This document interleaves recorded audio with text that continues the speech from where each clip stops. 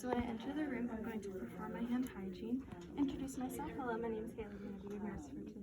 Can I start off by getting your name and date of birth? Right, perfect. And then I'm just going to confirm that using the client's wristband. Right, perfect. So today we're just going to be administering your medication through your G2, and then also we're going to get your blood glucose levels. Is that fine? Right, perfect. So then I'm going to provide my client privacy. Now that I did that, and then I'm going to make sure that I have all my supplies before I entered the room. So I have all the supplies that I need right here. I'm going to again perform my hand hygiene, come over to the client, and then we're going to test skin turgor. So I should see immediate return within 1 to 2 seconds. You could also have delayed response, and I would note that as well. So we're going to do that. Okay, so I saw immediate return, so I saw it within 1 to 2 seconds. I also noted the skin color. Skin color was normal. I'm going to come over here, and we're going to calculate the BMI. So to do that, I'm going to need the client's weight in pounds, so I can get that from the chart or verbally from the client. So we're going to say that this client is about 155 pounds. So to calculate the BMI, I'm going to do 155 pounds times 703 divided by the height in inches times height in inches. So we're going to say that this client is about 5'9", so we're going to say that is 69 inches. So 69 times 69, so we got our 155 multiplied by our 703 divided by 69 times 69. So that's about 22 for the BMI. And I let the client know that that is within normal ranges. So normal range for BMI is 18.4 to 24.9. Then I'm going to again perform my hand hygiene and then begin my abdominal assessment. So I'm going to make sure that the client is comfortable. I can even position pillows underneath here just to make sure that the client is in a comfortable position. For the assessment, I will be placing the client in a supine position.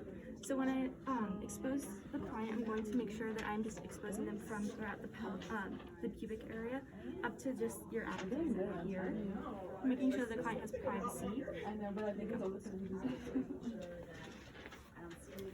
Right, so I'm going to lift up this gown just about here, up to the waist, and to the pubic area. Alright, so first I'm going to note the abdomen. I'm going to note that the color is uniform. I don't notice any bruising or any discoloration patches or anything. I'm then going to note the size, and to do this I can take a measure, and measure it, the abdominal girth to the site of the umbilicus. And then I'm also going to note the symmetry. So is the stomach round, flat, concave, distended? So I'd say that this client's stomach is about round here at the site of the abdomen. It's also flat in some areas as well. I don't notice any distension or any taut. Next, we're just going to look at the site of the umbilicus as well. So the site of the umbilicus is central. I also notice that the color is uniform as well. I don't notice any edema on the abdomen as well, but if I did, I would grade that using the scale. And I would also note the location, or I would say the edema is absent. So for this client, the edema is absent. I also notice that the skin is warm to the touch. I'd also notice movements as well at the abdomen. So is it moving with respirations? Are there any peristaltic waves or any aortic waves during the breathing process? I would note the location of that as well. And I would also notice that if there's any absent peristaltic waves or aortic waves. Okay, perfect. Heparin resistance and excessive bleeding from undetected wounds. I also noticed that the contour of the umbilicus as well. So I'd say that this is a round contour. You could say that it is concave, distended, flat, that kind of thing. So next I'm going to do an abdominal assessment. So I'm just going to start by taking my stethoscope here and using the diaphragm. I'm going to listen for a minute, starting in the right lower quadrant and making my way up, over, and then to the left lower quadrant. And while you're here, you're going to listen for about a minute in each quadrant. And while you're listening, you're going to listen for pitch. So was it high, was it low, intensity, was it loud sounding, faint, distant, and the frequency. So is it normal active, hypoactive, or hypoactive? So for this client, we're just going to say that the pitch was high, that the frequency was normal active, and that the intensity was loud. Okay. And then Yeah, so I would start my abdominal assessment from the right side over to the left. If I heard no bowel movement, no bowel sounds or anything, I would contact the physician to take a closer look. So then we're just going to provide privacy again for our client.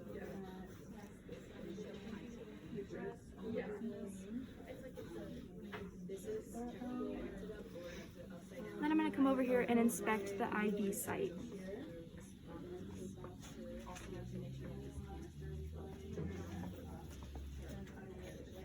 Alright, so I'm going to take a look at the patient's IV, so I'm going to make sure I perform a hand hygiene before and do any other infection prevention measures that are needed. So I'm going to first take a look at the IV site here, noting that it is in the patient's arm and that there are no signs of infiltration, bleeding, or phlebitis.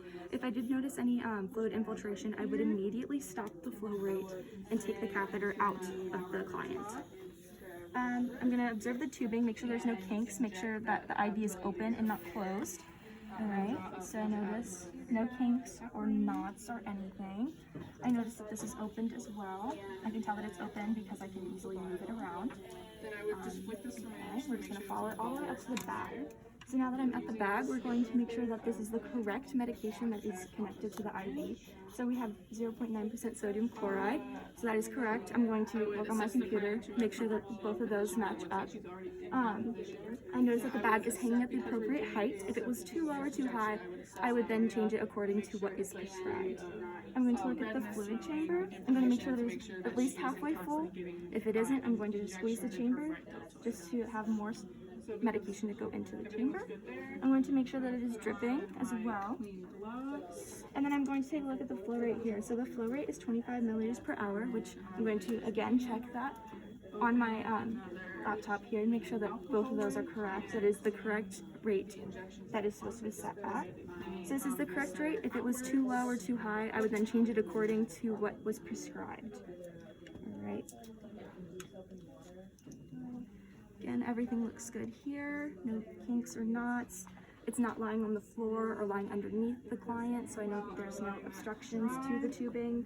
All right, perfect. Then we're just going to perform our hand hygiene again. And then we're going to go ahead and take the blood glucose levels now. I'm going to make sure I have all my equipment here. I'm going to come over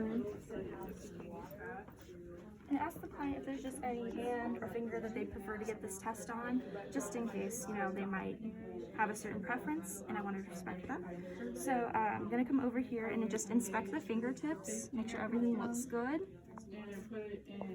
Perfect, everything looks great. So I'm going to come over here and do my hand hygiene. Grab a pair of gloves. Make sure that if the patient were to be bleeding from her arm, that I would give her gauze to cover it. And then I would discard of all my supplies properly. Her lower looks good. It looked like she tolerated it well, so I would also chart that. Discard my gloves. And I would make sure to stay in her room for a little bit just to watch for adverse reactions. Okay, so I'm going to go ahead and open this kit up. I was going to say, however, So we're going to take out our monitor here and turn it on. And select a test strip. Oh, I put the gloves on when we were doing the motion. I put my gloves on before. Alright, I'm going to go ahead and insert this into the machine. And then wait for it to tell me that I need the drop. So it tells me here that I need the drop of blood, so I know that it is ready. So I'm going to come over here, open my sterile alcohol pad. And I'm just going to prep the area. And I'm making sure I'm doing this on the lateral side of the finger as well. So once I have this applied, I'm going to let that then fully dry before I continue on to the next step. Alright, so we have our machine ready, so I can set that down. Next, we're going to take our injection needle. We're going to make sure that we take off the plastic piece. And then once I know this is fully dry, I can then continue on to the next step. So I'm going to place this against the lateral side again, and then push down. Well, first I'm going to massage the hand to the finger. Not touching that area though that I just use the alcohol pad on, so I can go kind of behind the finger or at the sides of the finger here and just massage it. And then I'm going to take the needle, press down until I see that drop of blood, and then I'm going to discard of this needle into the sharps container. And I'm just kind of again massaging the finger so I can get like a little bead of blood to show up. Then we're going to take our gauze and wipe away that first little drop of blood. Then once again, just massage that finger to get more blood to go to that area. Once I have a decent amount, I'm going to then take my machine, and it is still ready for our blood. And then I'm just going to wick the blood onto the square and make sure that this square here is filled all the way. And then this should start loading and giving me just loading. And then I'm going to apply pressure to that area. Once I have my reading, I'm then going to record that. Ask the client to put pressure on that finger for me. I'm then going to discard with the test strip into a biohazard bag.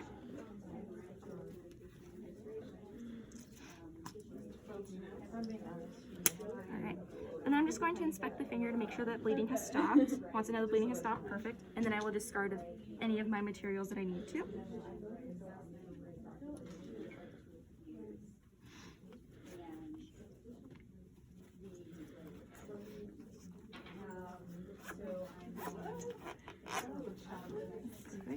Once I've discarded my materials, I can then discard my gloves and then perform my hand hygiene again before I move on to the next step. So next we're going to move on to medication administration. So when I go to get my medication, I'm going to go to the Pyxis machine and first look and make sure that I have the right medication. So we have the ferrous sulfate 15 milligram tablets. I'm going to check with the machine to make sure that this is indeed the correct dose, that I have the right patient, that it's the right medication, the right dose, the right time, the right route, that it's also been the right assessment, right evaluation, right documentation, right patient education, and the right to refuse has been assessed. Alright, so when I'm preparing this medication, again, I'm going to look, ferrous sulfate 15 milligram tablets. Is it the correct route? So we know this is the correct route that we're doing. This is an oral tablet. We're going to crush it and then administer it through the G-tube. So I'm going to make sure that it says that there. I'm going to make sure that the correct calculations have been made for this medication as well. And I will change the medication dosage according to that calculation as needed. It might change depending on the weight, the age of the client, stuff like that. So I'm going to make sure the correct calculations have been made before I administer this medication. And then I'm just going to do my second check again. And then I'm going to bring that medication with me at the bedside, and that is when I will do the third medication check. Alright, so then we're going to come over here, do our hand hygiene, and apply a fresh pair of gloves.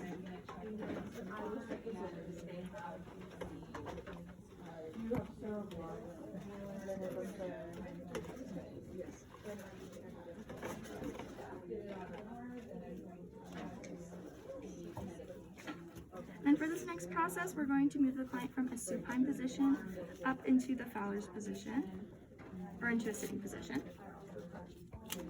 And then we can look at making sure that is the right position by observing the degrees on the bed handle over here.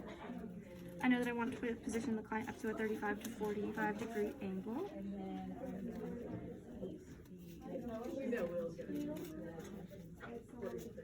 Again, this is when I will do my patient identification before administering this medication, asking them for name, date of birth, and checking that with the wristband. So we're going to go ahead, raise this bed a bit more.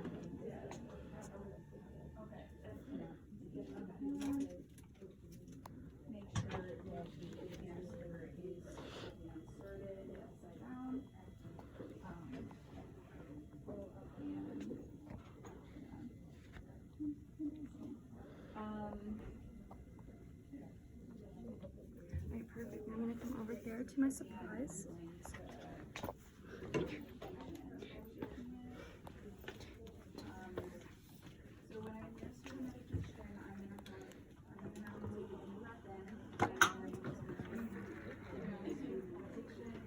I know that I have the right patient because is I ask them for 2 patient identifiers. And then I'm just going to ask them a bit about the medication and make sure that they have the correct education for the client. So I'm going to educate the client. So today we are going to administer ferrous sulfate 15 milligram tablets. The intended use of ferrous sulfate is to get into the bloodstream and affect organs such as the liver, spleen, and the bone marrow, which are all important factors in blood formation and regulation. And just some side effects of this can be constipation, diarrhea, dark stools, and some epigastric pain.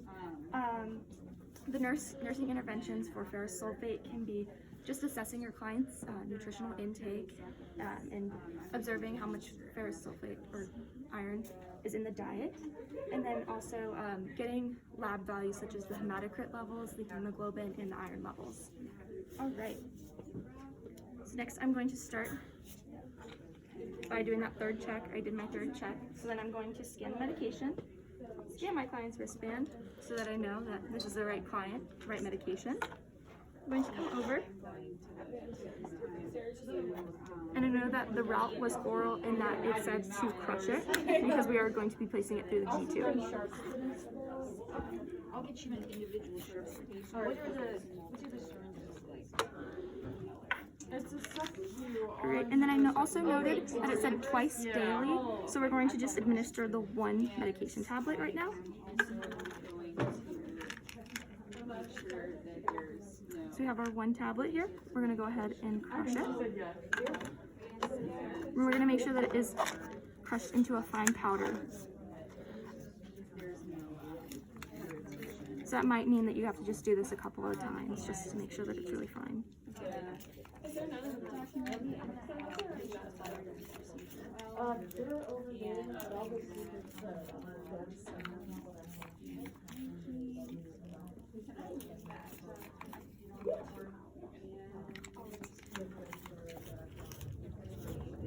Alright, perfect. So once I feel like I have that crushed enough, I'm going to then place it into a medicine cup. Just tapping the sides against the cup to make sure that I get all that medication out. Perfect. And then we also want to kind of just dissolve these pieces. So we're going to take 30 milliliters of warm, sterile water.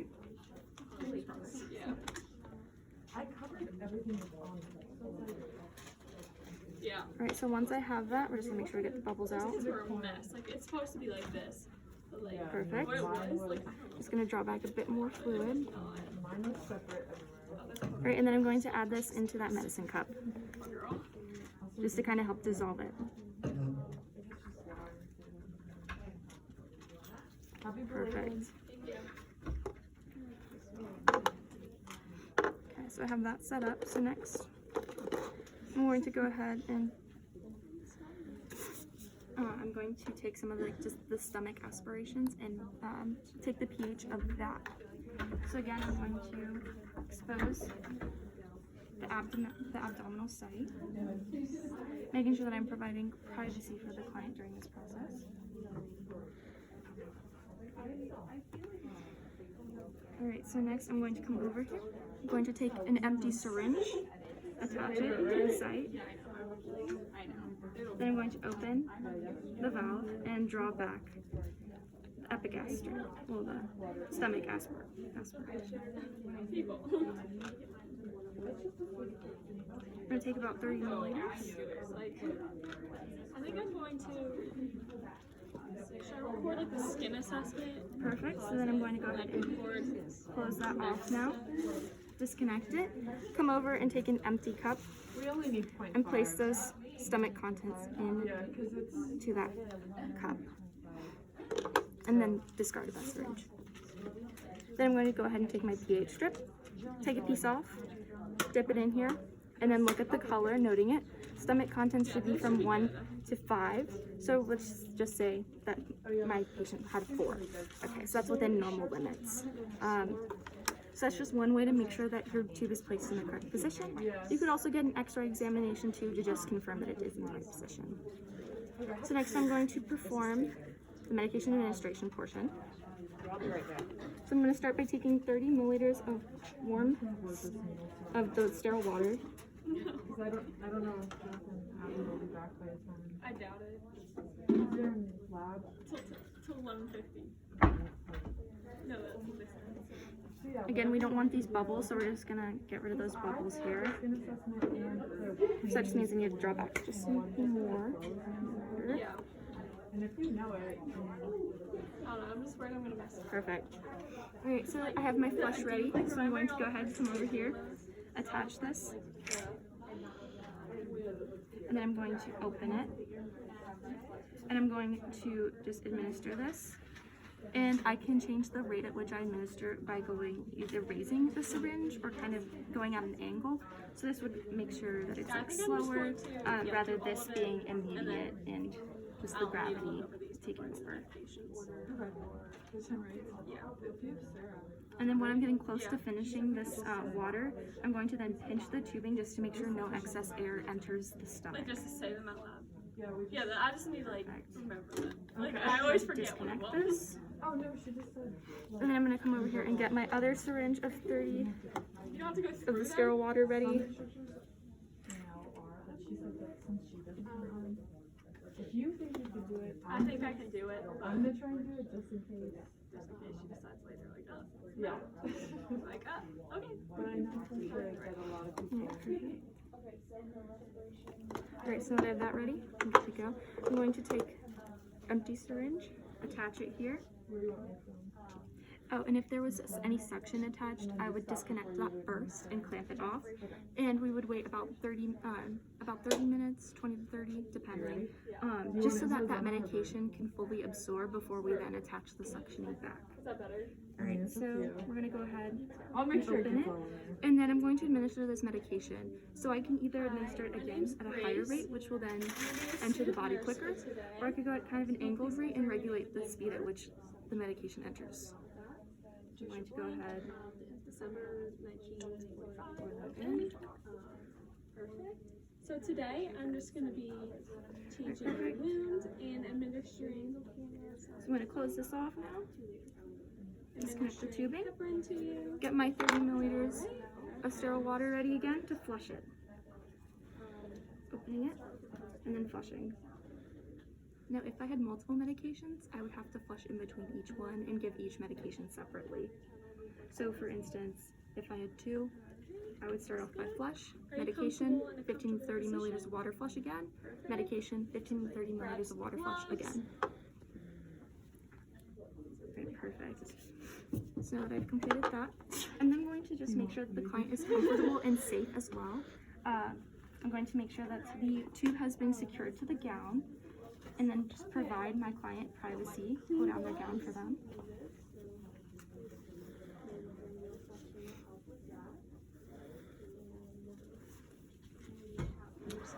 And just let the client know that they will remain in this Fowler's position, the sitting up position, for about 30 minutes, just to, just to let medication, go through its cycle and absorb properly.